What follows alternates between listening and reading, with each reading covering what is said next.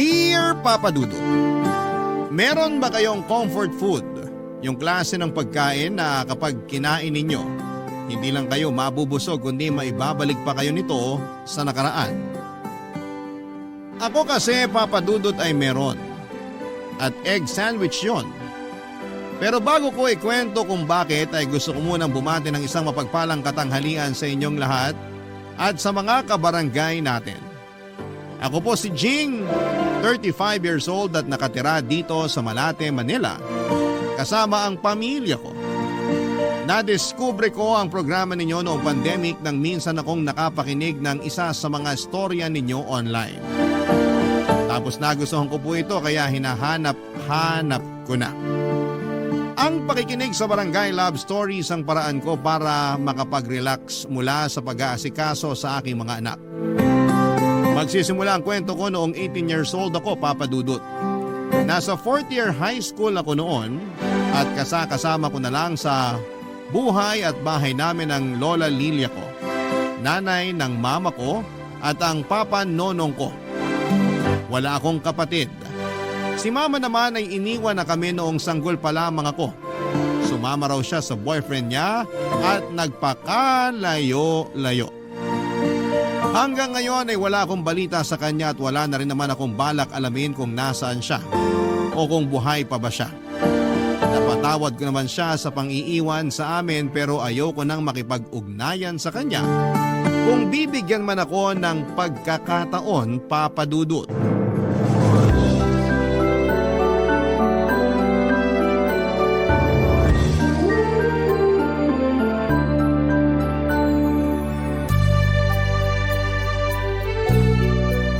Ay, grabe. Sakit ng katawan ko. Nak, kuha mo naman ako tubig. Parang di ko na kayang tumayo sa upuan at maglakad. Sige po. Grabe. Ngalay na ngalay mga binti ko katatayo sa trabaho kanina. Buti na lang talaga hindi kami pinag-OT kasi baka di ko na kayanin. Mahirap talaga kumita ng pera rito sa atin.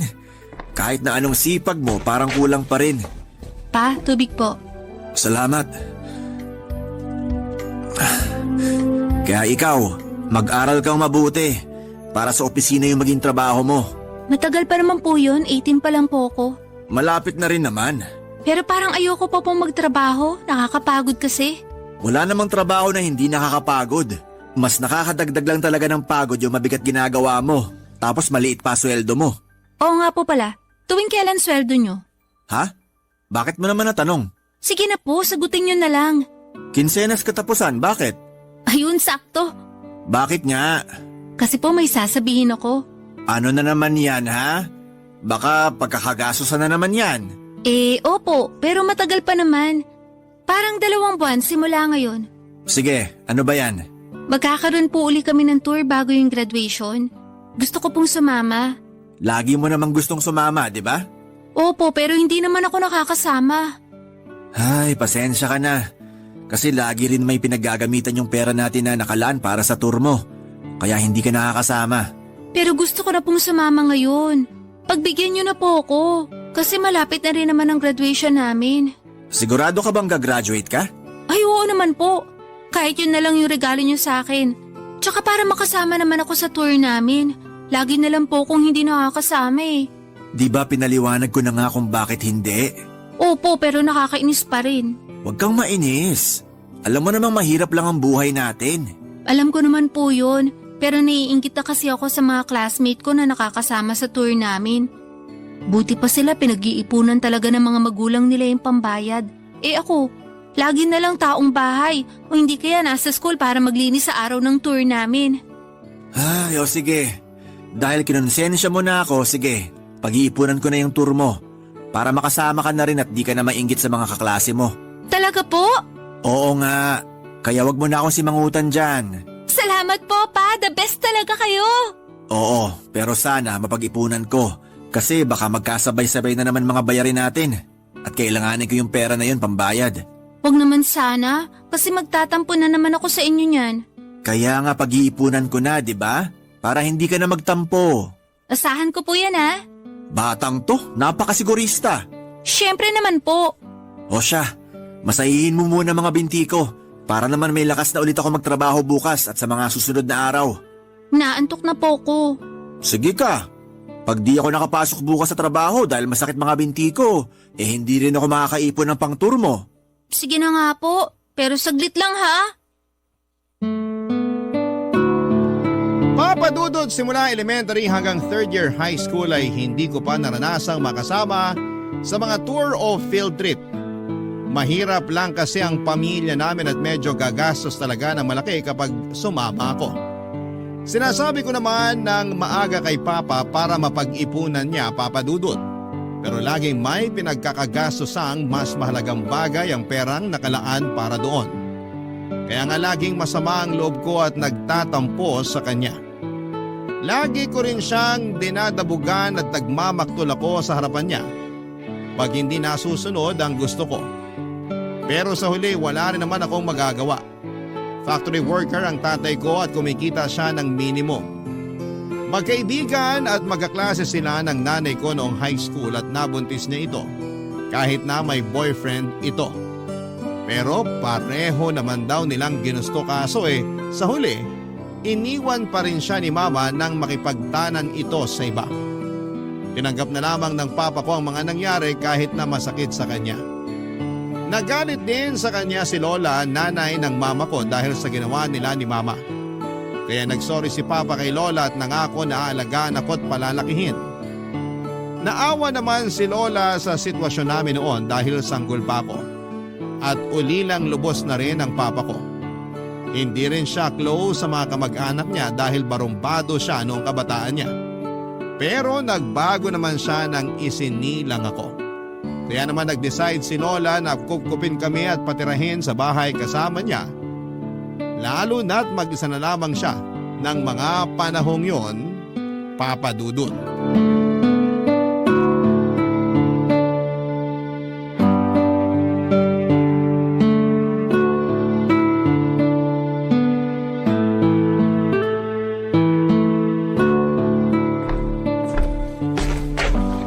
Laalis po ako. Oy! Sandali. Bakit po? Huwag mo akong maktulan. Hindi ako katulad ng papa mo na madadala mo sa pagganyan-ganyan mo. Umupo ka rito sa tabi ko. Pero aalis nga po ako. At saan ka pupunta, ha? Sabado ngayon, wala namang kayong klase. Gagawa po kami ng project sa bahay ng kaklase ko. Gagawa raw. Baka naman tumatakas ka lang sa mga gawaing bahay kaya gusto mong umalis. Hindi po, grabe naman kayo. Ano? Grabe ako? Sinisigurado ko lang na hindi ka nagsisinungaling sa amin ng papa mo. Bakit ko naman po gagawin yun? Malalaman nyo rin naman yung totoo. Mabuti alam mo. Pero seryoso, may gagawin po kaming project ngayon. Kung gusto nyo, yung classmate ko pa ang magpaalam sa inyo. Hindi na kailangan. Paalisin din naman kita, pero mag-usap muna tayong bata ka. Hindi na po ako bata, 18 na po ako, dalaga na ako. Talaga lang ha? Dalaga raw pero madalas isip bata. Tungkol saan po ba yung pag-uusapan natin? Nalaman ko na gusto mo raw sumama sa tour ninyo. Opo, nakwento po sa inyo ni Papa? Oo. At nakwento rin niya yung sinabi mo sa kanya na pag hindi ka nakasama, magtatampo ka raw sa kanya. Tama ba yun? Ay, syempre. Nakakatampo naman po na lagi na lang akong hindi nakakasama sa tour namin. Simula elementary hanggang third year high school. Kaya ka naiinggit sa mga kaklase mo, ganon. Opo. Alam mo naman ang sitwasyon ng buhay natin, di ba? Alam ko naman po, pero… Alam mo naman pala, pero bakit ganyan ka pa rin mag-isip? Hindi naman po sa ganun. Hindi raw sa ganun, pero para ka pa rin bata na hindi naiintindihan ng sitwasyon ng pamilya natin. Baka nakakalimutan mo na kulang na lang magkandakuba kami ng papa mo sa pagtatrabaho para maitaguyod ka lang.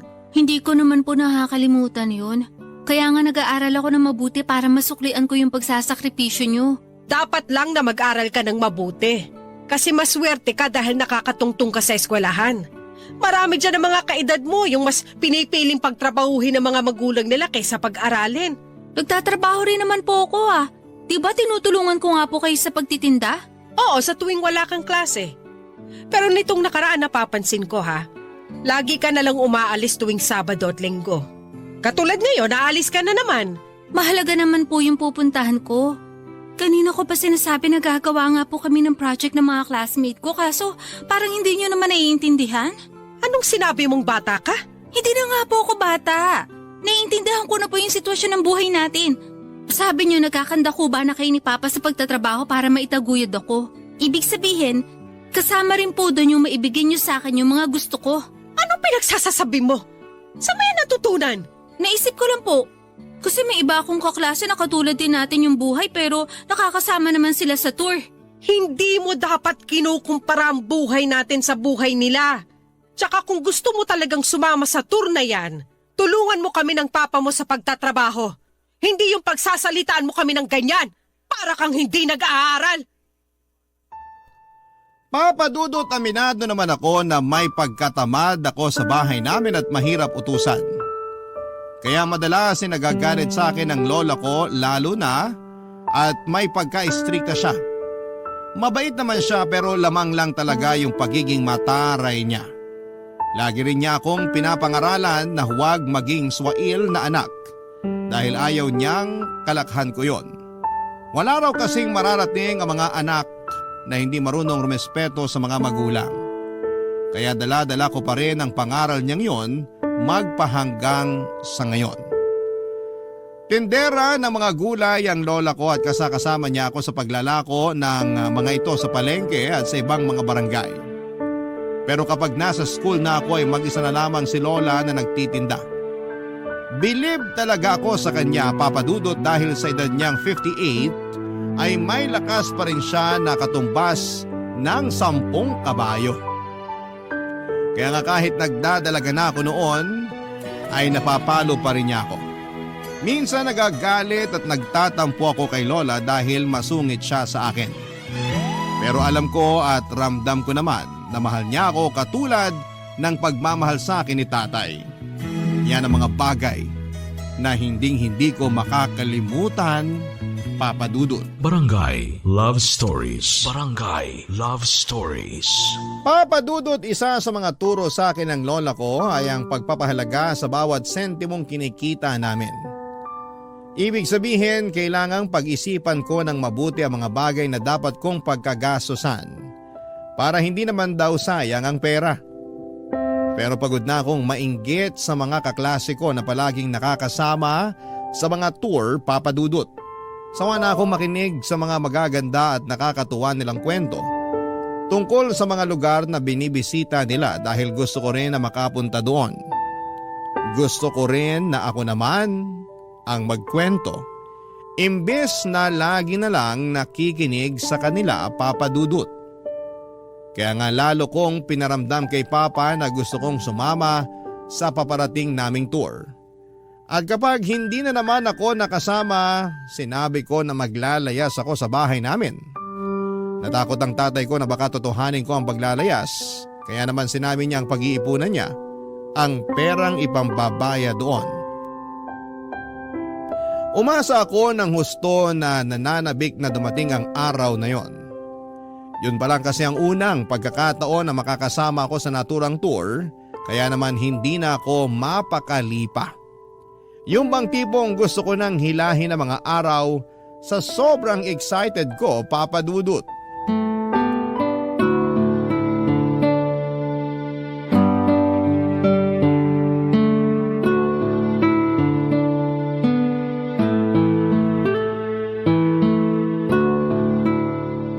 Pa, sa susunod na linggo na po yung tour namin. May pera na po ba kayo? Ha? Ay, oo naman. May naipon na ako. Naku, excited na po ako. Pwede ko na po bang kunin? Nagpapabahig na kasi si Ma'am para sa mga siguradong sasama. Sige, sandali. Kunin ko lang sa wallet ko. Oh, ito na anak. Ay, bakit sakto lang po ito? Anong ibig mong sabihin? Wala na po ba kayong pera para may pasobra naman? Said na yung wallet ko. Wala na akong pera rito. Ano ba yan? Kulang po to. Paano magkukulang yan? Sabi mo sakto na yan. Ang ibig ko mong sabihin, pambayad lang to sa tour. Wala pa po rito yung baon ko at pocket money. Pwede ka namang magbaon ng kanin at ulam dyan. Tsaka bakit kailangan mo ng pocket money? Siyempre, baka may bibilin po ako doon sa mga lugar na pupuntahan namin.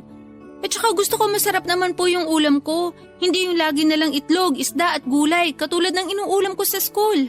Napakagastos mo namang bata ka. Hindi na po ako bata. Kainis kayo ni Lola. Lagi niyo akong sinasabihan ng ganyan. Para sa amin ng lola mo, bata ka pa. Kasi parang bata ka pa rin mag-isip. Ewan ko sa inyo. Anong ewan mo sa akin? Aba, Jing, hindi ko gusto yung ugali mo at mga pasagot-sagot sa akin, ha? Lagi niyo naman pong hindi gusto ni Lola yung ugali at pagsagot ko eh. Minsan naiisip ko hindi niyo talaga ako gusto kaya ganyan sinasabi niyo sa akin. Hindi totoo yan. Nag-aalala lang kami ng lola mo kasi hindi tama yung ginagawa mo. May anak bang ganyan sumagot sa magulang at lola niya? Tapos di ka na nga nagpasalamat sa akin dyan sa perang binigay ko pang bayad sa tour mo. May bago ka na namang hinihingi. Dapat po kasi pati yung perang pambili ko ng baon tsaka pocket money, pinag-iipunan niyo rin. Ano ka mo? May isip ko pa ba yon? Kailangan din natin magbayad ng iba nating gastusin dito sa bahay. Yung pagkain natin, sa kuryente, tsaka sa tubig. Minsan lang naman po ako sumama sa tour. Kaya wag niyo na pong isumbat sa akin yung mga bayarin natin. Hindi ko lang mapigilan kasi parang nakakatampo ka naman. Magtatampo kayo sa akin tapos magsusumbong na naman kay Lola. Anong magsusumbong pinagsasasabi mo dyan? Pinagalitan niya kaya ako tungkol sa sinabi ko sa inyong gusto kong sumama sa tour namin. Hindi pagsusumbong yon. Nagtanong lang yung lola mo kung bakit napapadalas ang pag-overtime ko sa trabaho. Kaya sinabi ko na nag-iipon ako pambayad sa tour mo. Kahit na, pinagalitan pa rin po ako ni Lola at kasalanan niyo yon. Paano naging kasalanan ko pa? Pambihira ka namang bata ka?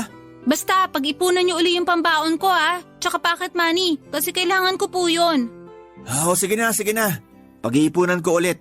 Sa susunod na linggo pa naman yung tour nyo na yan, di ba? Opo, salamat po. Papa Dudut, masayang-masaya nga ako nung ibigay na ni Papa ang perang pambayad ko sa aming tour. Alam ko kasi sa sarili kong totoong-totoo na yon. Na sa wakas ay makakasama na ako at hindi na lamang basta makikinig sa kwento ng mga kaklase ko tungkol sa kung gaano kaganda ang lugar na pinuntahan nila. Hindi nagtagal ay ibinigay na rin sa akin ng Papa ko ang perang para meron akong pang pocket money. Kasama na rin doon ang pambili ko ng baon. Siyempre hindi mawala-wala ang paborito kong egg sandwich na ginawa mismo ng lola ko. Kahit na naiinis sila sa akin ni Papa sa pagiging demanding ko, alam kong mahal nila ako at hindi nila ako matitiis. Noong araw na dumating nga ang tour namin, hinatid ako ni Lola sa school kahit na sabi ko ay kaya ko naman. Pero pinilit niya ako kasi hindi pa siya tapos magbilin ng mga dapat at hindi ko dapat na gawin. Nag-alala kasi siya sa akin kahit na malaki na ako. Kaya nga thankful talaga ako na kahit wala akong nanay ay meron naman akong lola at papa na nag-aalaga sa akin ng mga panahong yon. Oo, may mga pagkakataon pa rin na napapatanong ako sa sarili ko kung anong pakiramdam na magkaroon ng nanay katulad ng mga kaklase ko. Marami kasing bagay na hindi kayang gawin ng tatay ko na mga nanay lamang ang nakagagawa. Tulad ng pagtatali ng buhok ng maayos, paghahanda ng baon at kung ano-ano pa. Buti na lang talaga at nandyan si Lola kaya kahit papaano ay napupunan niya ang pangangailangan kong yon. Papa Dudut.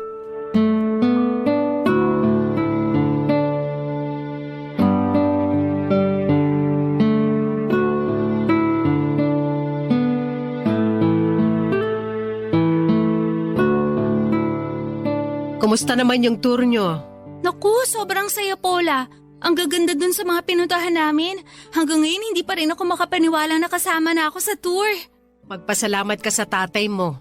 Kasi kung hindi dahil sa kanya, hindi ka makakasama dyan.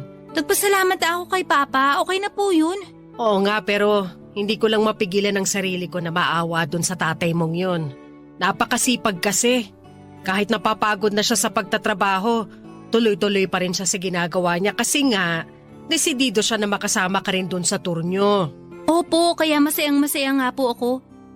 Pero napansin ko po, laging dinadaing ni Papa na sumasakit daw yung tiyan niya. Nasabi po ba niya sa inyo? Oo. Alam niyo po ba kung bakit? Sinabi niya wag ko na raw sabihin sa'yo kasi baka mag-alala ka raw. Mas lalo po ako mag-aalala kung hindi niyo sasabihin sa akin. Naisip ko nga na karapatan mo ring malaman lalo na tatay mo yun. Kaya nga sabihin niyo na po. Nung nagpa-check up siya, lumabas na nagka-ulcer siya. Kaya madalas na sumasakit yung tiyan niya. Pero wag ka na masyadong mag-alala kasi niresetahan naman na siya ng gamot. Bakit naman po siya nag-ulcer? Hindi po ba siya kumakain sa tamang oras? Ganun na nga. Minsan hindi pa siya kumakain. Inamin niya sa akin yon kaya lalong lumala yung sakit niya. Bakit po? Kasi nagtitipid siya. Yung pera na pambili niya ng pagkain, ay niipon niya para maibigay sa'yo. Pambili ng baon at pang-pocket money mo.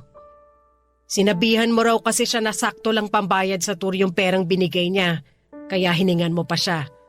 Totoo ba yon? Opo. Pero hindi ko naman po alam na hindi siya kakain para lang may maipang pambaon at pang-pocket money ko. Hindi naman kasi tayo mayaman. Yung buhay natin di katulad ng mga kaklase mo, na 2 magulang nila yung naghahanap buhay. Oo, natutulungan ko ang papa mo sa pagtitinda ng gulay.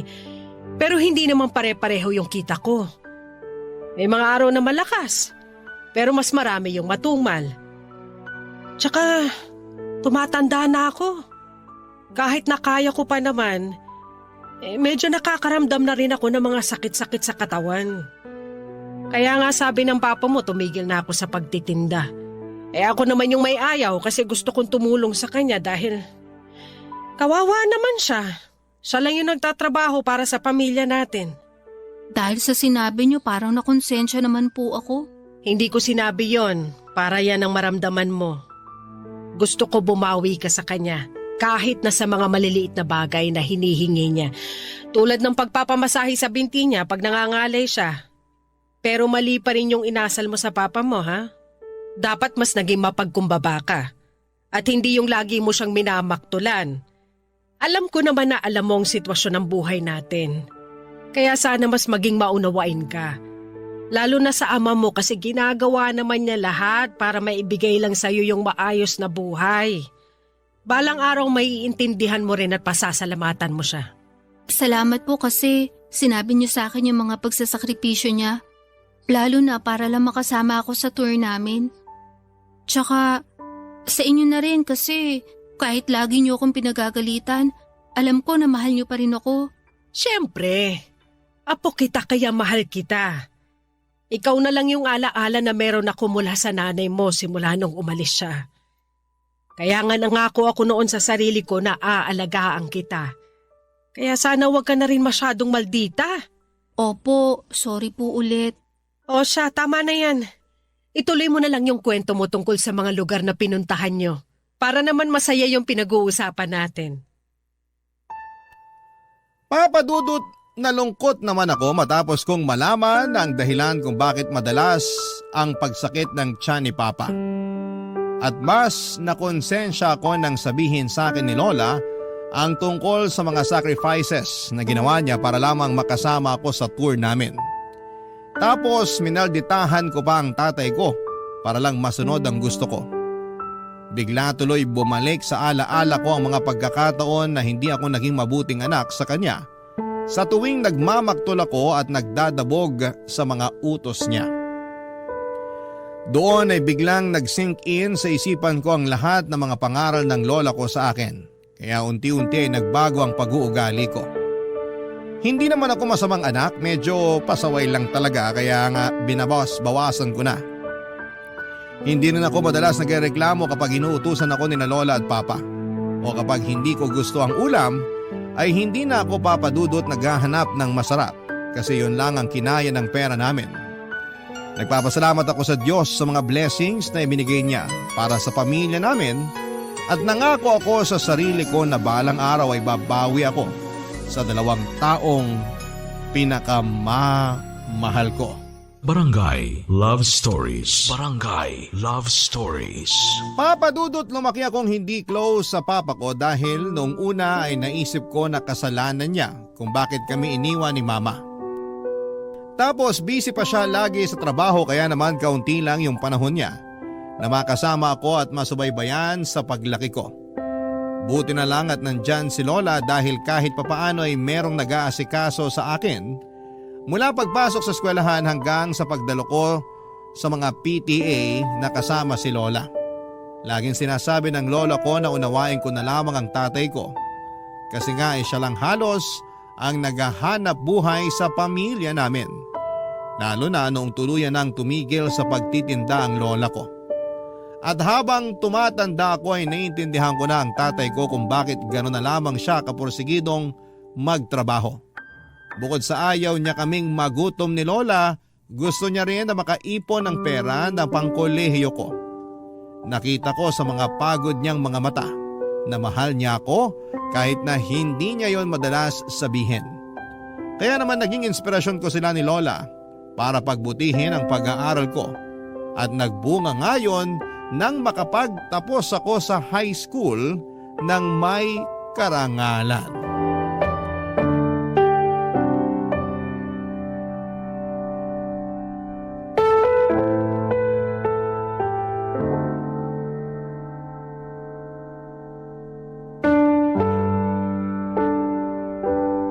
Naku, ang galing-galing naman ng apo ko. Congrats na. Kasi may medalya ka nung graduation mo. Masayang masaya kami ng lola mo kasi alam namin nag-aral ka ng mabuti para lang magkaroon ka ng ganong karangalan. Yung totoo, para po sa inyo ni Lola yung karangalan kong yon, pa. Bakit para sa amin, hindi naman kami yung pumasok sa eskwelahan at nag-aral? Oo nga.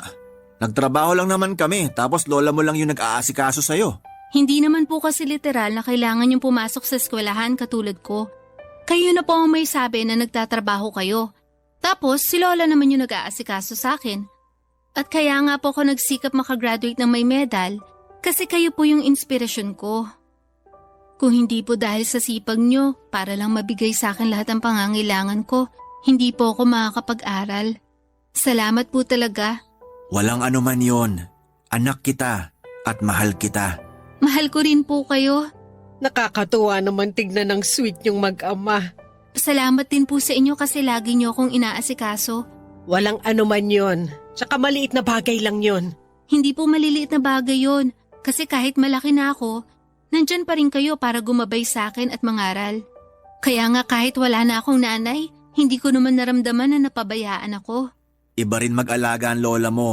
Kahit ako nga inaasikaso rin niya na para bang tunay na anak. Ano ka ba naman? Sa tinagal-tagal ng pagsasama natin dito sa bahay, paano hindi kita tatratuhin parang tunay kong anak? Mabait ka at mabuti kang magulang kay Jing. Tapos nakita ko rin sa iyo yung determinasyon na mabigyan siya ng maganda at maginhawang buhay kahit na mahirap lang tayo. Doon pa lang napahanga mo na ako. Kaya sabi ko sa sarili ko, aalagaan din kita katulad ng pag-aalaga ko sa apo ko. Salamat po, Nay. Nararamdaman ko na meron akong magulang sa katauhan niyo. Hindi talaga ako nagkamali na pinatira ko kayo mag-ama sa bahay ko noon. Kasi simula nung iwan ako ng anak ko, pakiramdam ko na wala na rin ako ng rason na mabuhay. Siya na lang kasi yung meron ako pero nawala pa rin siya sa akin. At kasalanan ko po yun. Pakiramdam ko, ako yung nagtulak sa kanya para iwanan kayo. Habang buhay po akong hihingi ng tawad sa nangyari. Napatawad na kita, tsaka tapos na yon. Hindi na ako galit sa'yo. Malaki na rin naman yung anak ko.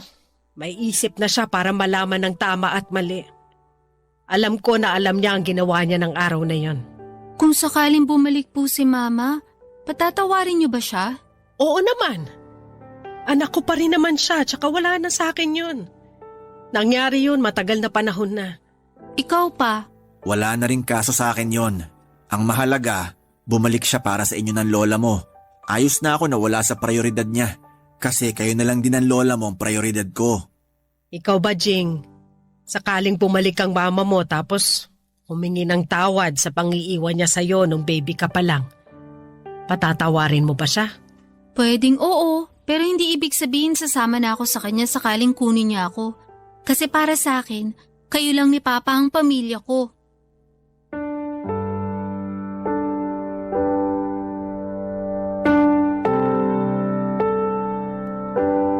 Papadudot lalo kong napatunayan na hindi lang mabait ang papa ko. Mapagmahal pa siya at maalalahanin. Patunay na nga doon yung mga panahong pinili niya akong panindigan at alagaan kahit na iniwan ako ng sarili kong ina. Kaya nga inalay ko talaga sa kanila ni Lola ang karangalang natamo ko pagkatapos ng pag-aaral ko. Sinabi ko rin sa kanya na gusto kong tumulong sa pagtatrabaho habang nag-aaral, kaya nag-working student ako, Papa Dudut. Pumasok po ako bilang crew sa isang 24/7 coffee shop sa lugar namin. Yung sobra sa perang ibinibigay ni Papa sa akin ay itinatabi ko sa bangko matapos kong magbukas ng bank account. Proud sa akin si na Lola at Papa dahil malaki na raw ang pinagbago ko. Hindi na ako yung dating pasaway at spoiled na anak. Pero masasabi ko pa rin na nandun pa rin yung pagiging maldita ko na naman ako kay Lola. Kapag sinasabi ko yon sa kanya ay laging tumataas ang kilay niya kasi mas maldita pa rin daw ako. Natatawa na lamang ako kapag naaalala ko yon at kahit nga college na ako noon ay lagi pa rin akong ginagawa ng baon ng lola ko. Kasama na nga doon yung paborito kong egg sandwich. Kumuha po ako, Papa Dudut, ng kursong AB English. Pinagbuti ko talaga ang pag-aaral ko hanggang sa makapagtapos muli ako ng may karangalan. Lahat ng yon ay alay ko kina Lola at Papa. Natatandaan ko na sobrang excited ako na dumating ang araw ng graduation ko.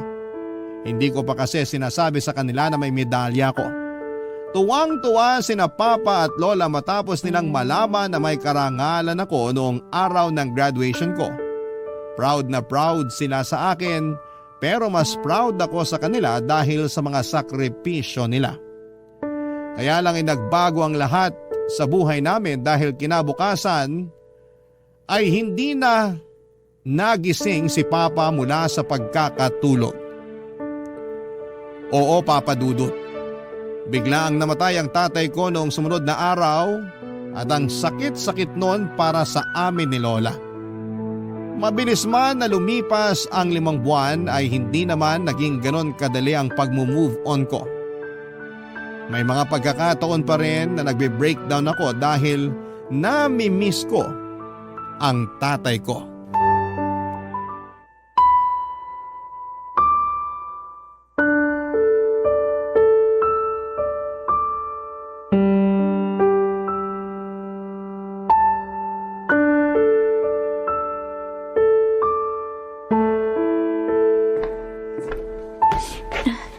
Umiiyak ka na naman ba, Jing? Sorry La, hindi ko lang mapigilan.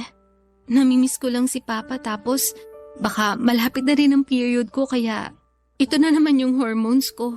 Ayos lang yon. Namimiss ko rin naman ang papa mo eh. Bakit naman po kasi ganun?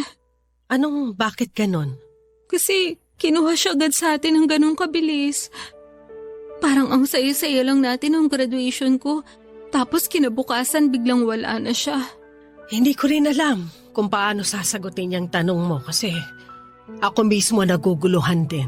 Hindi ko pa nga naibabalik sa inyo lahat ng magaganda at mabubuting bagay na ginawa niyo sa akin para lang makapagtapos ako sa pag-aaral. Paano ko na po gagawin yun kung wala na si Papa? Ang daya, ang sakit-sakit po. Sigurado ako kung saan man naroroon ang papa mo proud na proud siya sa'yo. Hindi po ba pwede na dito muna siya sa atin para magkakasama tayo? Ayoko kasi na malayo siya sa atin, nalulungkot po ako. Nalulungkot din ako pero ganun talaga ang buhay. Hindi natin masabi. Akala mo ayos lang yung isang tao pero nalalabi na pala yung mga araw na kasama natin siya sa mundo. Diyos lang ang nakakaalam kung kailan niya tayo kukunin. Pero ang hirap lang kasi wala man lang senyales. Yung iba kahit paano nakakapagpaalam pa pero ako ni hindi nabigyan ng pagkakataon para magawa yun kay Papa. Wala na tayong magagawa. Kundi tanggapin na lang talaga yung nangyari kahit masakit. Alam ko ayaw din naman ni Nonong na habang buhay tayo magluksa sa pagkawala niya. Lalo ka na nagsisimula pa lang sa buhay may trabaho mo. Alam ko naman po yun. Pero nahihirapan pa rin ako makausad. Mabuti na lang nagiging busy ako kapag nasa trabaho. Kahit paano, nakakalimutan ko yung pagkawala ni Papa. Pero hindi ko pa rin po mapigilang malungkot at mag-alala. Ha? Bakit ka naman nag-aalala? Kasi natatakot na ako mag-isa. Hindi ka naman mag-iisa. Kasama mo pa ako. Opo, pero... Pero ano? Ano bang akala mo sa akin? Susunod na agad dun sa papa mo? Hindi naman po sa ganun. Pero bigla ko lang naisip kasi... Kasi matanda na ako. Sobra ka naman sa akin. La naman eh. Huwag ka na kasi masyadong mag-alala dyan. Dahil magsasama pa tayo ng matagal. Iniingatan at inaalagaan ko naman ang sarili ko kasi gusto ko pa mabuhay ng matagal. Lagi rin ako nagdarasal sa Diyos na sana wag muna niya akong kunin para may makasama ka pa. Ako rin, yun din ang lagi kong dasal. Kasi marami pa po tayong gagawin na magkasama. O yun naman pala Kaya wag ka na mag-isip ng kung ano-ano dyan. Basta tandaan mo, hanggat nandito ako, hindi ka mag-iisa.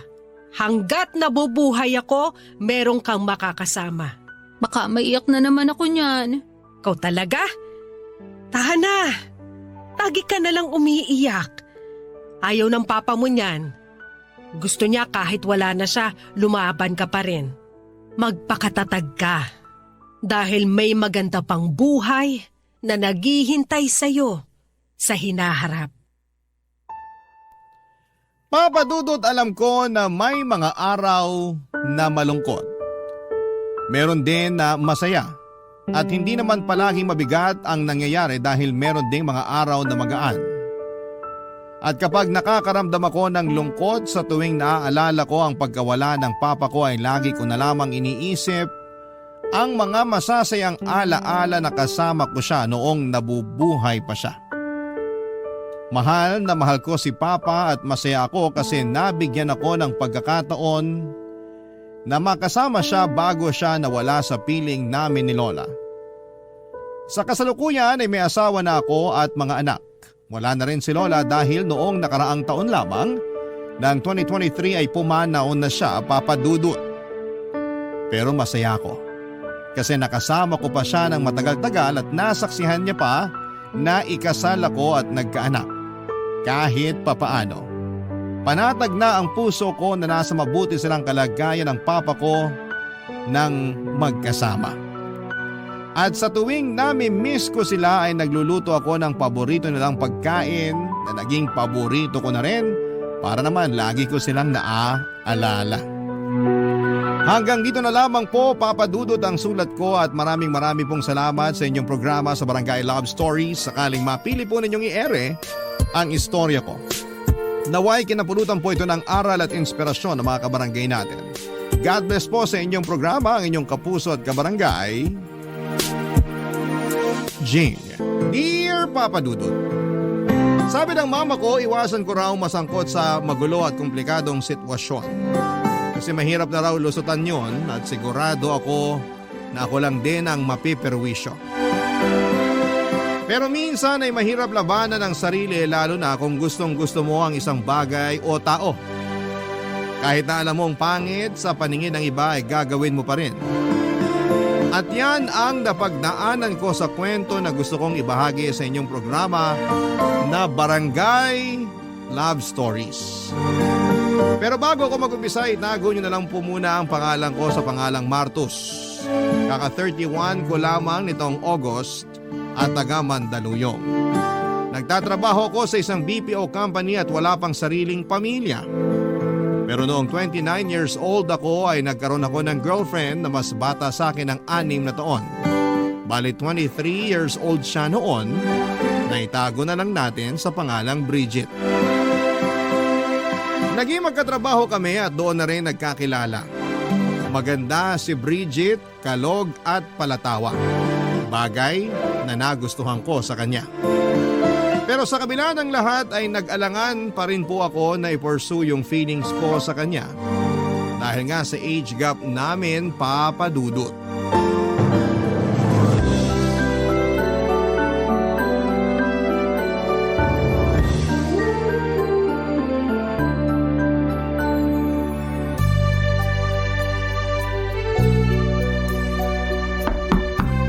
Kuya, ako to, si Pio. Pasok ka, bukas yung pinto. Sige, salamat. May kailangan ka ba? Wala naman. Pero napansin ko kasi na kanina ka pa nandito sa kwarto mo. May problema ba doon? Rest day ko naman ngayong araw, di ba? Wala naman. At alam ko namang rest day mo. Baka nasanay lang ako na lagi kang lumalabas tuwing ganitong araw. Alam mo na, para makipag-date. Mag-happy-happy. Ang tagal na nun bro. Parang kaedad mo pa ako eh. Ilang taon ka na nga ba ulit? 25. Ayun, so bale 4 years ago pa yun. Tsaka may girlfriend pa ako nun. Ngayon wala naman ako mailalabas. Kayo lang nila mama at papa pag gusto nyong gumala. Grabe, 4 years ka na palang single. Hindi ka ba nabobore? Bakit naman ako mabobor? Sarap kaya sa pakiramdam na walang sakit ng ulo. Hindi naman lahat ng babae sakit ng ulo. Hindi ko naman nila lahat. Tsaka wala akong sinabing sakit sila ng ulo, no? Ang punto ko rito yung pakikipagrelasyon mismo. Kung ganyan tingin mo sa pakikipagrelasyon, ibig sabihin, hindi ka pa nakaka-move on sa ex mo na nang iwan sa'yo dahil nabuntis ng ibang lalaki. Tama ba? Bakit naman siya napasok sa usapan? Happily married na yung tao. Alam ko, pero alam ko rin na nasaktan ka talaga ng gusto dahil sa nangyari. Kahit naman ako, galit pa rin sa ex mong yun.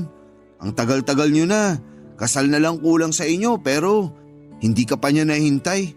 Hindi rin naman siya sigurado kung may hinihintay siya noong mga panahong yun. Anong ibig mong sabihin? Hindi pa kasi ako handang magkaroon ng sariling pamilya. 25 pa lang kami noon. Para sa akin, bata pa yon. At gusto ko pang i-enjoy yung mga panahong kami pa lang yung magkasama. Kaso gusto na niya magkaanak kami. Ilang beses kong sinabi na ayoko pa. Kaya siguro naghanap siya ng iba. Talaga? Hindi ko alam yan ah. Bakit ngayon mo lang sinabi? Hindi ko pa kasi matanggap na may kasalanan rin ako noon. Galit na galit pa naman ako sa kanya. Sinisi ko rin siya pero kung naging handa lang sana ako, hindi siya maghahanap ng ibang lalaki. Hindi niya ako iiwanan. Mahirap naman kasing pilitan na maging handa ka. At least, honest ka na ayaw mo pa. Siguro, hindi lang talaga kayo yung itinadhana sa isa't isa. Bakit ba napunta sa aming dalawa yung usapan? Alam nga namang sa aming dalawa. Kayo yung mag-ex, di ba? Ex na nga, di ba? Past is past. Huwag na nating pag-usapan kasi tapos na yon. Pero wala ka pa ba talagang nagugustuhan? Ha? Kung wala ka pa ba akong nagugustuhan? Actually, meron na. Sabi na eh. Pero komplikado kasi… Pamilyado. Naku, lagot ka kay na mama at papa. Sira! Patapusin mo muna ako, pwede? Sorry na, na-excite lang. Sige na, dali. Bakit komplikado? Kasi katrabaho ko siya at mas bata siya sa akin. Gaano ka bata? 23 years old. Bale, 6 years age gap namin. Grabe ka naman. Yung iba nga dyan, more than 6 years, ayos lang. Walang problema. Saka adult na yung 23 ha. Hindi na yun alagaing bata o menor de edad. Yung tungkol naman dyan sa trabaho nyo, uso naman yan eh. Make sure lang na hindi maaapektuhan ng love life nyo yung mismong trabaho nyo. Kasi diyan ka sasabit. Sa bagay, marami nga doon lantaran pa yung pakikipagrelasyon. Wala namang sinasabi ang management. Basta hindi ka lang papatol sa may asawa. Walang problema dun. May kasabihan nga na age doesn't matter, di ba? Oo. Saka ngayon ka na lang ulit nagkagusto sa isang tao. 4 na taon ka ng single.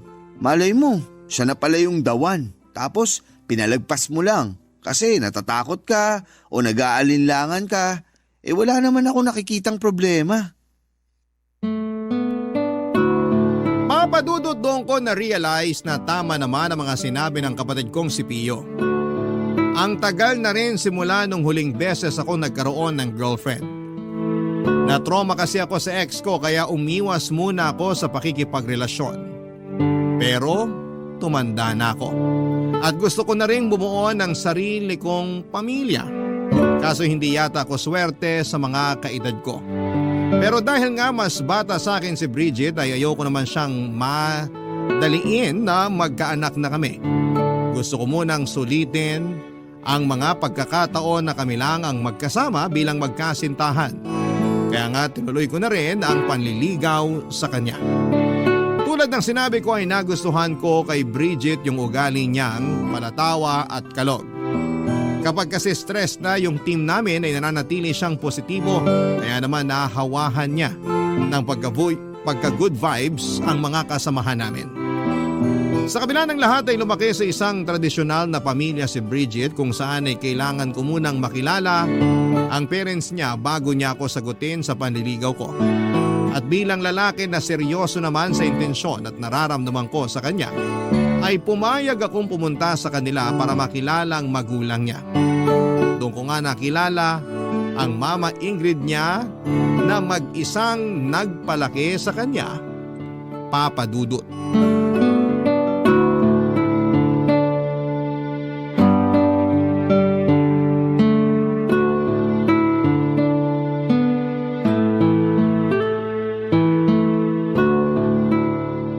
Ilang taon ka na nga ulit, Martos?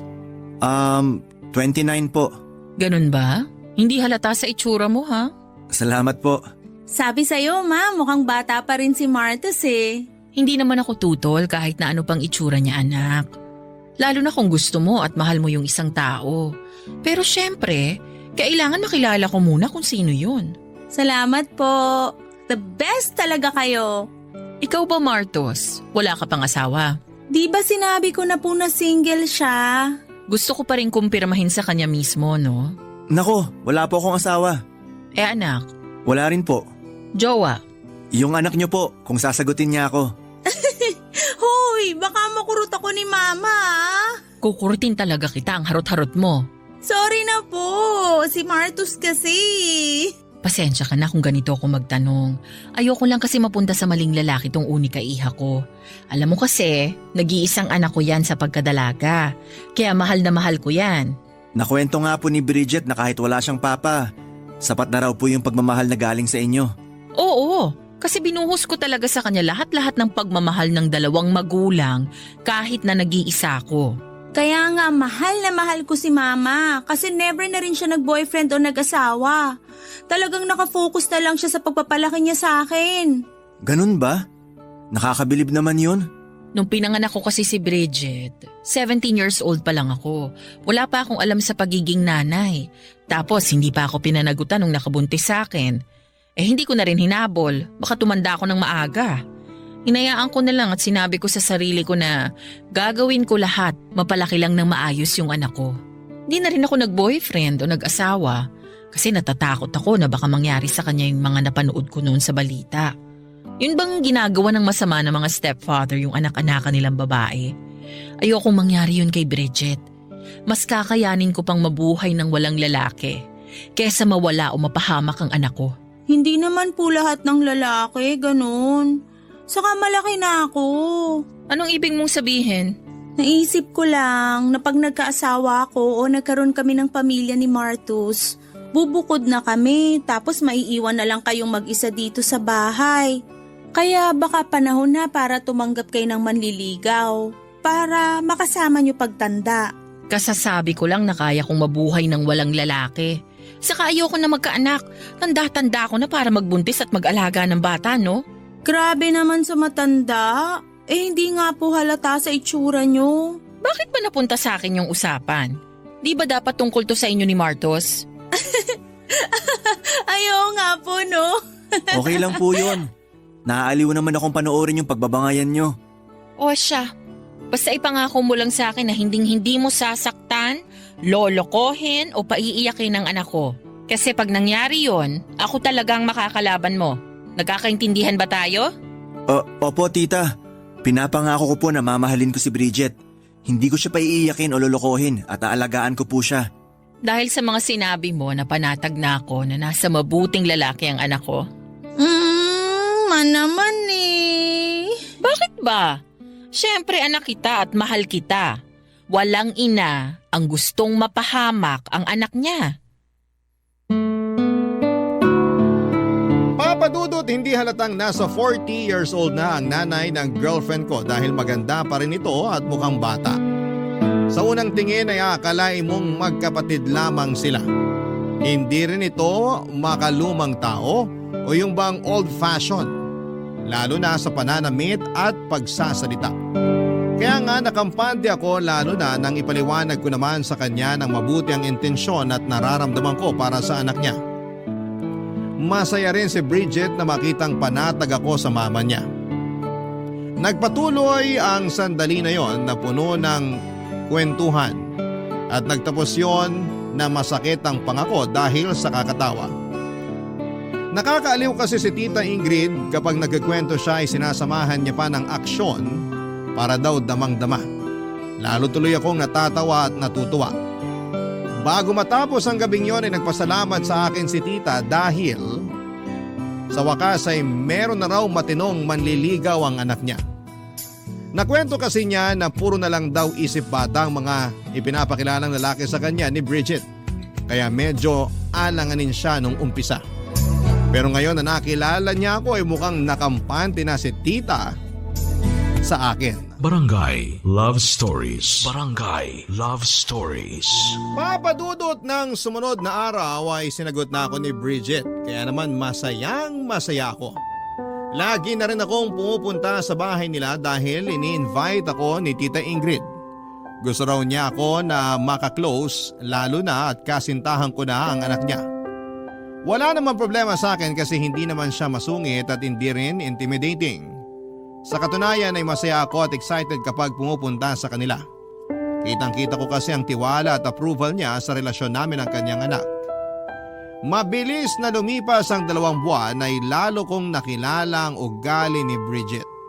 Nandun pa rin naman ang mga bagay na nagustuhan ko sa kanya tulad ng pagiging positibo, masayahin at kalog. Pero na-realize ko na napaka-energetic niya at extrovert. Samantalang ako ay introvert kaya aminado ako na may mga pagkakataon na hindi ko matapatan ang energy niya. May mga bagay kasi siyang gustong gawin na hindi ko naman gusto papadudot. Halimbawa, yung lumabas kasama ang mga kaibigan niya na hindi ko naman kaedad. Pinagbigyan ko na siya isang beses pero namihasa naman siya. Magkaiba ang description namin ng fun kasi may mga bagay din akong gusto na ayaw din naman niya papadudot.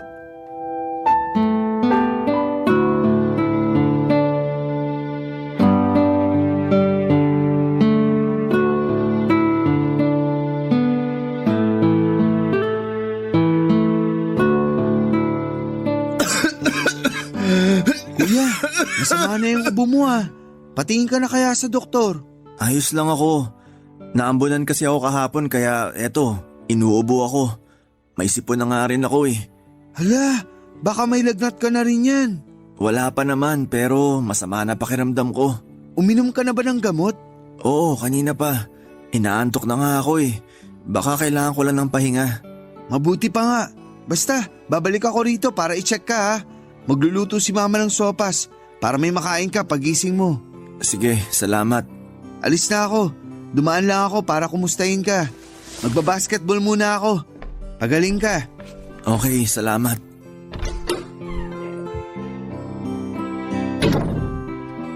Ay, makatulog na muna. Bakit kaya tumatawag si Bridget? Hello?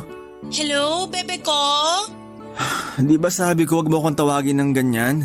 Ikaw naman, ang KJ mo eh. Ang cute-cute kaya ng bebe ko. Anong gusto mo? Lovey-dovey? Mas lalong ayoko. Ganyan ba talaga ang matatanda? Parang walang katamis-tamis sa katawan? Okay na sa akin yung mahal. Ayoko nun, masyadong common. Sige, bahala ka na. Salamat, bebe ko. Ay, may iba tayo. Tumawag na ako kasi di ka sumasagot sa text and chats ko eh. Akala ko ba nasa inyo ka lang? Oo nga. Masama lang pakiramdam ko kaya di ko kayang mag-phone. Sumasakit mata ko pag tumitingin matagal sa screen kahit naka-on na yung reading mode. Ganun ba? Sayang naman yung araw kung nandiyan ka lang sa bahay nyo. Mabuti pa samahan mo na lang ako. Sinabi ko na masama nga pakiramdam ko, di ba? Inuman mo na lang yan ang gamot. Uminom na ako, pero saan ka na naman ba pupunta? Makasaan ka naman? Nakalimutan mo na no. Nagpaalam ako sa iyo kagabi. Sorry, lutang lang. Sabi ko, magbabar hopping kami ng former high school classmates ko. Tuloy naman yun pero nagsabi kasi sila na isasama daw nilang mga jowa nila. Sa lagay ako lang walang kasamang jowa mamaya. Pero… Sige na, sumama ka na. Sige ka, manlalalaki ako para lang may mapakilala sa kanila. Yan ang wag na wag mong gagawin. Kaya nga, sumama ka na. Mamaya pa naman yun, mga 8:00. Pwede ka pang matulog para makapagpahinga ka. Mag-alarm ka na lang pero gumising ka ng mga 6:00. Bakit naman ang aga? Siyempre, susunduin mo pa ako dito sa bahay, no? Hindi ba talaga pwedeng hindi ka pumunta? Hindi saka nakauuna ako. Matagal na namin yung pinlano kasi di nagbabangga mga schedule namin. Ayoko naman mag-back out. Saka para maipakilala na rin kita sa kanila. Hindi ko pa ba sila nakilala? Ang dami ko na kasing minute na mga kaibigan at dating kaklase mo. Kaya nalilito na ako. Hindi pa. Bagong batch sila, classmate ko sila nung second year high school. Yung nakilala mo, classmate ko nung third year. Ah, ganun ba? Oo, kaya asahan kita mamaya ah. I love you, bebe ko. I love you too. Bakit walang bebe ko? Sige ka, tampo ko. I love you too, bebe ko. Huwag ka na magtampo. Okay, see you later. Papadudot mukhang seryoso si Bridget nang sabihin niya sa aking manlalalaki na lamang siya kapag hindi ko siya sinamahan sa bar hopping nila. Natakot ako at naisip ko na mabuti na rin na nandun ako para mabantayan ko siya. Kaya nga kahit masama ang pakiramdam ko ng araw na yon ay sumang-ayon na lamang ako sa gusto ng girlfriend ko. Turns out na nagpakalasing siya ng gabing yon at ako ang naging bantay niya. Antok na ako noon pero nilabanan ko dahil kailangan ko pa siyang intindihin. Ayaw pa nga magpaawat ni Bridget sa pag-inom ng gabing yon. Kung todo sayaw din siya sa dance floor at ako na lang ang nahiya sa mga pinaggagawa niya. Nainis din ako kasi pinagpipiestahan siya ng mga kalalakihan habang kumikembot na may kasama pang patuwad-tuwad. Kaya nga kahit na naggalit na siya sa akin at kamuntik na kaming mag-away, ay inawat ko na siya at niyayang umuwi na sa kanila. Sa bahay nila ay alalang-alala na naghihintay ang mama niya. Magkatulong kami ng mama ni Bridget na ipasok siya sa kwarto niya at ihiga sa kama, papadudot.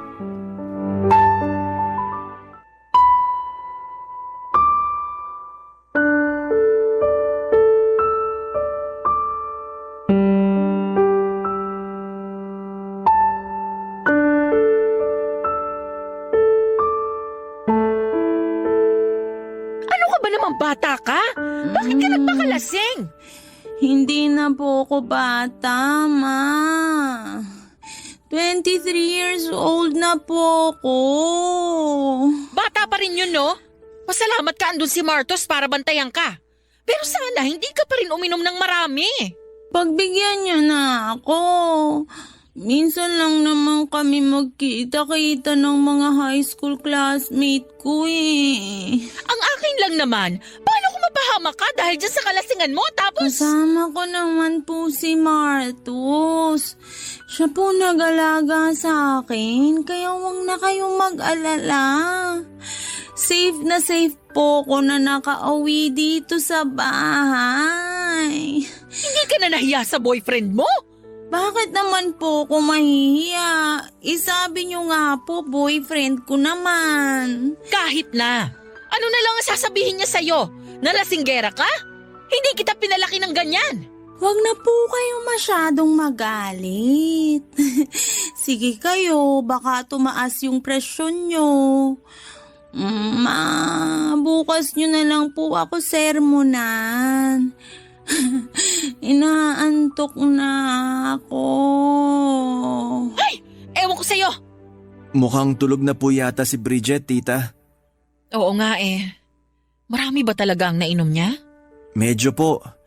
Ayaw pa nga niya magpaawat eh. Inaaway pa ako pero sabi ko umuwi na kami dahil baka nag-aalala na rin kayo. Nag-aalala na talaga ako kasi anong oras na oh? Tapos hindi man lang nagtitext sa akin. Yung huling text nung nakarating na kayo doon. Tapos wala na. Sorry po tita. Hindi na rin ako nakapag-text sa inyo kasi sumasakit ulo ko pag matagal nakatutok sa screen ng cellphone. Tapos binabantayan ko na rin si Bridget nung nagsimula na siyang magpakalasing. Ayos lang yon. Hindi mo naman responsibilidad na i-update ako. Responsibilidad yon ng anak ko kasi nanay niya ako. Saka kahit paano kampante naman ako dahil kasama ka niya. Buti nga po sumama ako kahit na masama yung pakiramdam ko. Mahirap na, baka mapano pa si Bridget. Anong sabi mo? Masama ang pakiramdam mo? Opo. Hawakan ko nga ang noo mo. Pakiramdaman ko kung may lagnat ka. Sige po. Naku, mainit ka nga. Sorry po. Labas na lang po muna ako. Doon ka lang sa sala. Huwag ka na munang umuwi. Kasi baka mapano ka pa. Nakakahiya naman po. Sa akin ka pa talaga mahihiya. Para namang ibang tao ka pa, boyfriend ka ng anak ko. Saka 2:00 na ng madaling araw. Alanganing oras na yan. Dito ka na lang matulog. Doon ka sa sofa. Malapad naman yon at saka malambot. Sigurado po ba kayo? Kasi pwede naman ako mag-book ng sasakyan. Oo, sigurado ako. Huwag ka na mag-book. Baka wala rin namang dumating. Ang gawin mo, magsabi ka na lang sa mga magulang mo o sa kapatid mo na dito ka na muna makikitulog sa amin. Para naman hindi sila masyadong mag-alala. Sige po, salamat po. Ako nga ang dapat magpasalamat kasi ligtas mong naihatid sa bahay tong anak ko. Sana wag kang magsawa sa kanya kasi hindi naman yan ganyan kapasaway. Baka naimpluwensyahan lang ng mga barkada kaya medyo tumitigas ang ulo. Pero pagsasabihan ko na lang siya pag nahimasmasan na.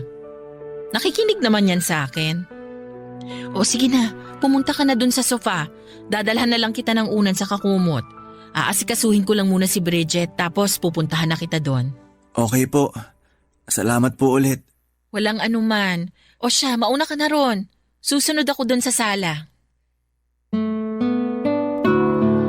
Papa Dudut, hindi maganda o gaga sa pagpapasalamat sa akin si Tita Ingrid dahil ligtas kong naihatid sa bahay nila ang anak niya.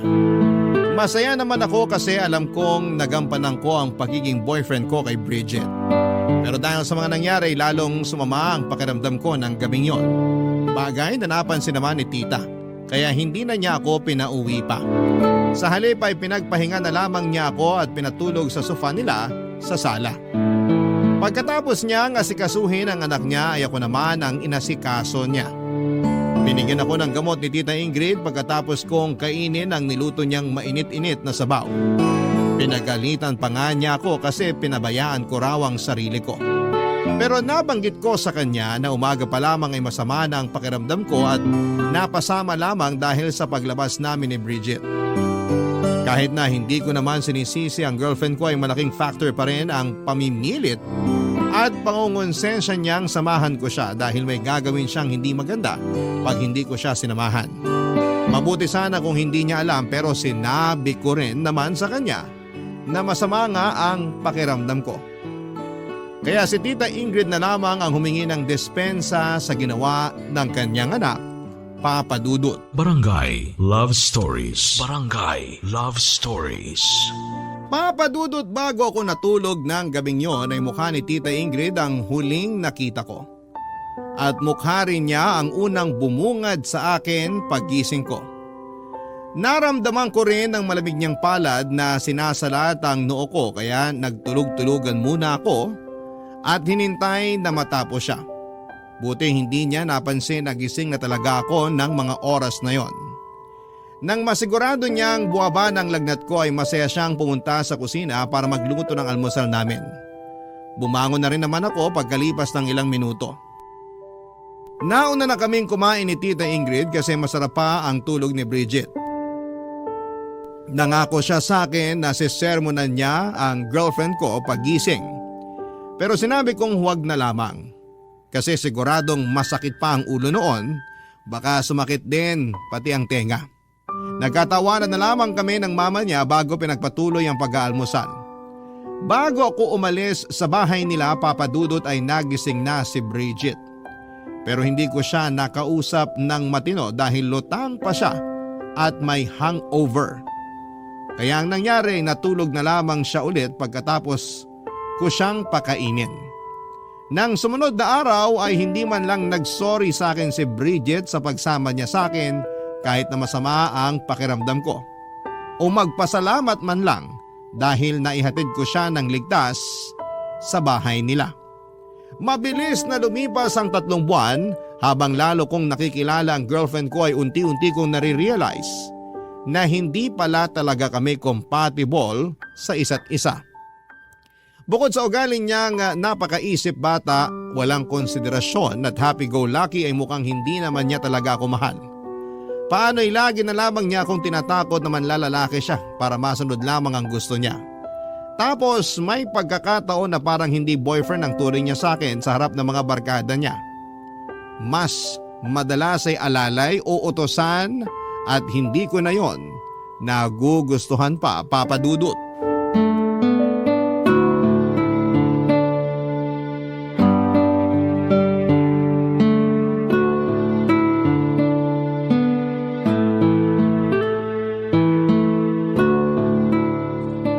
Hindi ka ba nabobore? Hindi naman, bakit? Ako kasi nabobore. Ang boring dito sa bahay since umalis si Mama.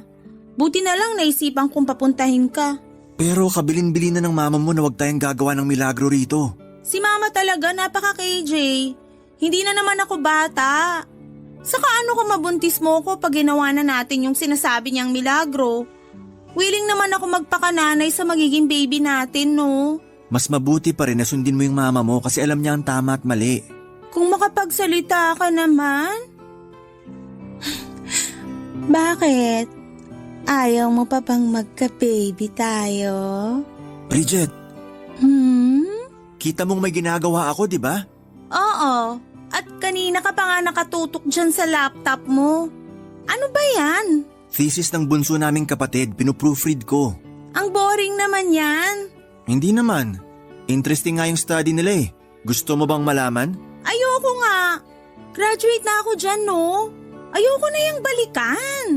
Okay. Alam mo, napapansin ko, wala ka ng time sa akin. Ano bang sinasabi mo? Nandito nga ako sa bahay nyo kahit na sinabi ko naman sa'yo na may gagawin ako. Mas uunahin mo pa yan kaysa sa akin na girlfriend mo? Pupuntahan naman kita pero hindi ka makapaghintay. Gusto mo pag nagsabi ka na pumunta ako rito, ura-ura darating ako. At kasalanan ko pa pala ngayon, ha? Sige, sa susunod, ibang lalaki na lang papupuntahin ko dito sa bahay. Gawin mo na yung thesis ng kapatid mo. Alam mo ikaw, napapansin ko lagi mo na lang akong tinatakot na manlalalaki ka kapag hindi ko pinagbibigyan mga gusto mo. Gagawin ko talaga yon at hindi ako manghihinayang sa'yo, no? Anong sinabi mo? Sabi ko, manlalalaki ako at hindi ako manghihinayang na iwan ka kasi ang boring mo palang maging boyfriend. At ako pa talaga yung boring? Palibhasa ikaw, hindi ka marunong pumirmi sa isang tabi. Gusto mo laging umaalis, umiinom at gumigimik. Anong masama doon? You only live once, kaya live life to the fullest. Hindi naman sa lahat ng pagkakataon dapat ganyan yung mindset mo. Anong gusto mo maging mindset ko? Yung katulad sa'yo? Laging nasa bahay? Minsan lang lumabas? Mahilig magbasa ng libro? In short, boring na tao. Nung una pa lang naman alam mo na ganyan yung personality ko. Pinilit ko naman mag-adjust simula nung maging girlfriend kita. Pero ikaw yung hindi marunong mag-adjust para sa akin. Akala mo kasi kapag pumirmi tayo sa bahay, nakakulong na tayo. Ganun naman talaga yun. Palibasa, matanda ka na, kaya ganyan ka mag-isip. Anong sinabi mo? Matanda ka na, kasi ganyan yung mga kilala ko matatanda. Gusto na lang sa bahay, ayaw nang lumabas kasi nakakapagod daw at gagastos na naman. Grabe, bakit ba ngayon ko lang na-realize yun? Magkaiba tayo ng gusto sa buhay. Siguro nga tama ka. Pero pagod na ako mag-adjust para sa'yo. Di wag, hindi ka naman kawalan. Kaya ko sarili ko. Aalis ako, bahala ka dyan. Saan ka naman pupunta? Wala ka na doon. Total ayaw mo naman ako samahan. Diyan ka na lang sa thesis ng kapatid mo hanggang mamuti mata mo. Papa Dudut, umalis si Bridget ng bahay nila at hindi ko alam kung saan siya nagpunta. Hinayaan ko na lamang siya dahil baka kailangan namin ng space sa isa't isa. Pero hindi na rin naman ako nakapag-concentrate sa ginagawa ko pag alis niya. Marami ako naisip ng mga oras na yon. Una na doon yung sinasabi niya na mga kaibahan namin dahil sa pagitan ng aming mga edad. At kasama na rin doon yung hindi ko masabi sa kanya na namumuong feelings ko sa mama niya. Kahit na mag-ina sila, magkaiba sila sa kilos at pananalita. Kaya hindi ko napigilan ang aking sarili na mahulog kay Tita Ingrid. Malumanay kasi itong magsalita, maalaga at hindi ako itinuturing na alalay. Noong una ay pinigilan kong lumalim ang nararamdaman ko para sa mama niya. Kasi alam kong mali yun pero nakita ko na lamang ang sarili ko na gusto ko na si Tita Ingrid ng higit pa kay Bridget na siyang girlfriend ko. Pero hindi ako tanga para aminin yon sa kanya noong nagkaroon kami ng mainit-init na pagtatalo. Pagkatapos noon ay humingi ako ng cool off kay Bridget dahil gusto ko munang makahinga sa relasyon namin. Posible kasing napapagod lamang ako o naguguluhan sa nararamdaman ko. Wala namang ginawang kakaiba si Tita Ingrid para ako magkagusto sa kanya. Kaya alam ko na ako lang ang may issue rito. Baka nga ako lang talaga yung may gusto sa kanya at anak lang ang turing niya sa akin. Dahil sa mga nangyari, ilang araw akong nag-work from home pero ang totoo ay iniiwasan ko lamang talagang makita si Bridget. At napansin na nga ng kapatid kong si Pio na may pinagdadaanan ako, Papa Dudut.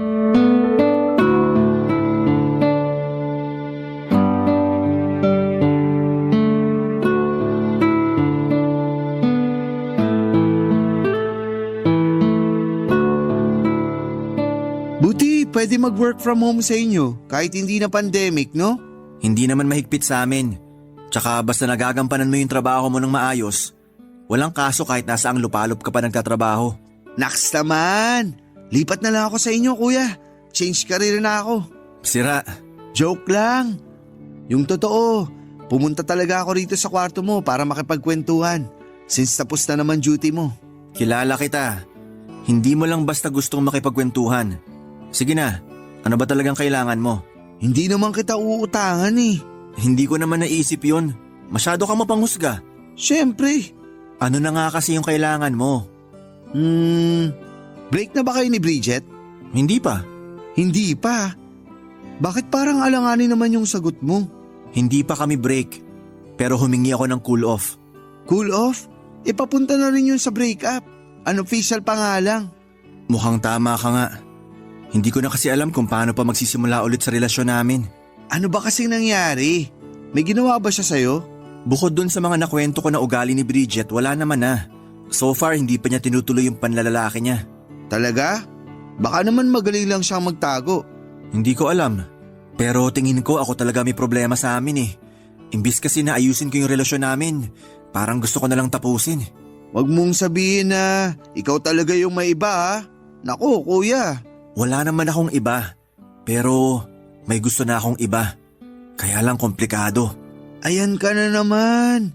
Hilig mo talagang ilagay yung sarili mo sa komplikadong sitwasyon. Alam ko namang pagagalitan niyo ako nila mama, kaya nga pinipigilan ko na makagawa pa ng mas malalang bagay. Kanino ka ba kasi nagkagusto?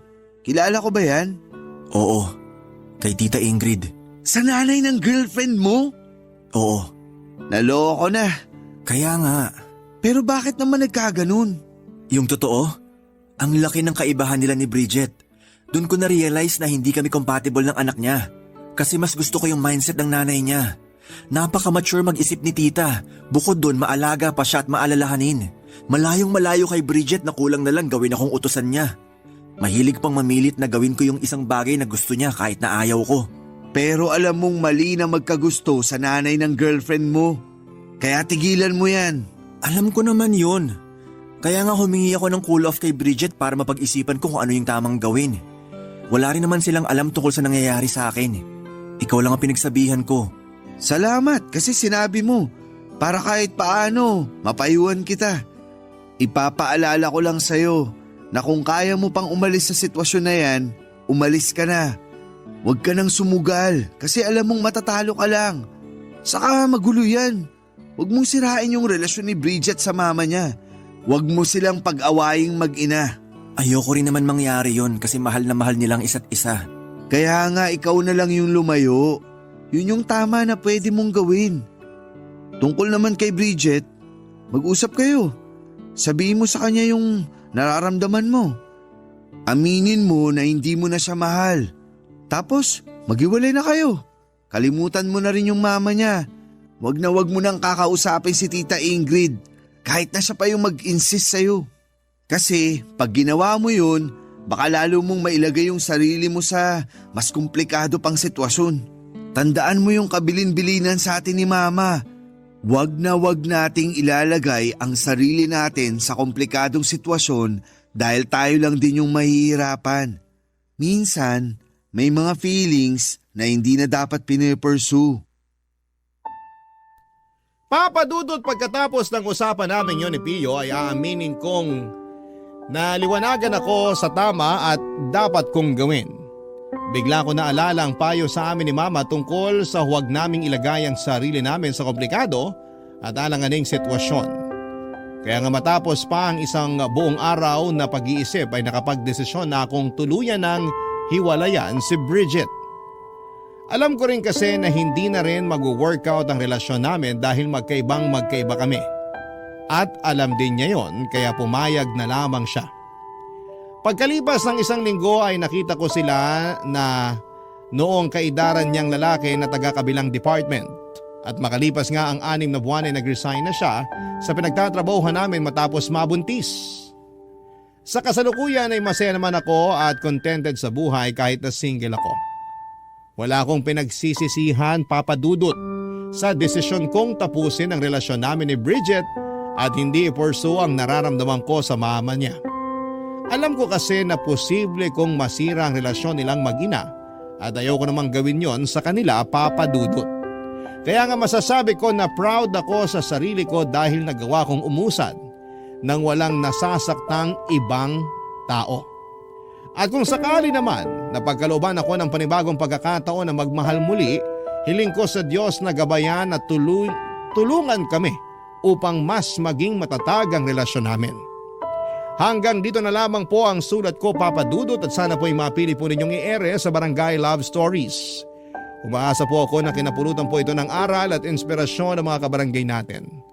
God bless po and more power sa Barangay LS. Ang inyong forever kapuso at kabarangay, Martus.